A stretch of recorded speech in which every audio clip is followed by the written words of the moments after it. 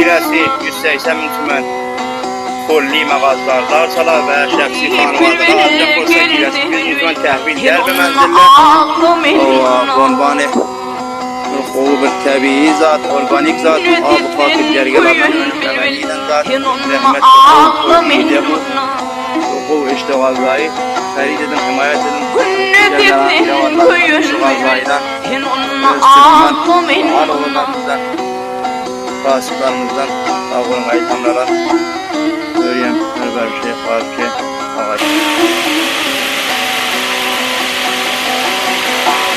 Arayayım bülbül bulmadan şey, aktırma buyurdum dünyası. Arayayım gönlümün gözü, onunla ağlamın onunla.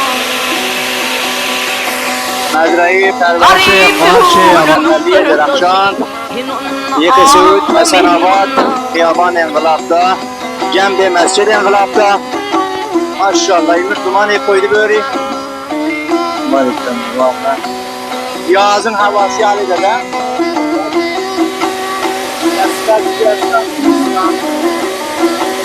Arayayım bülbül yakın ara, yakın ara, yakın ara. Yüreğime tanmıyorum. Bu mezrayı Perverşi, Xarşi, Haçan'dan Seni çektir benim dara, onunla ağlamın onunla. Seni çektir benim dara, onunla ağlamın onunla. Bırakatı bir hassas da. Eyvallah. Maşallah. Mührul aydır bulali, Mühülsan kadrım mülali. Onu tamam. Barçamı himdim mulali, onunla ağlamın Çok onunla. böyle mezrayı, Perverşi, Xarşi, Barçamı himdim mulali, onunla ağlamın onunla. Onunla ağlamın onunla, yarın ağlar onunla.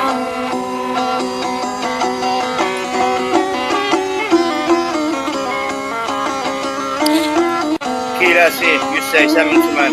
Topla, qom topla. Yiyəmə, güvələn bakalım muhtemelen. Neçə kil aldım?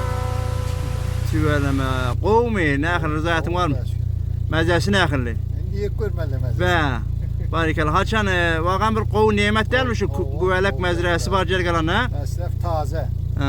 Tamam. Zaten qoğuşu taze. Adın nə mi? Anlağılış. Anlaqılıçı? Dərəxşan. Derakşan Yeksevit'ten ha? Barikəllə, gəlbsən şu vaxt məsələn gəlb güvələr mi qalbsən ha? Sağ ol. Barikəllə, Allah'ın sağ-sağamından nüşücəllik et xanımadan qolən.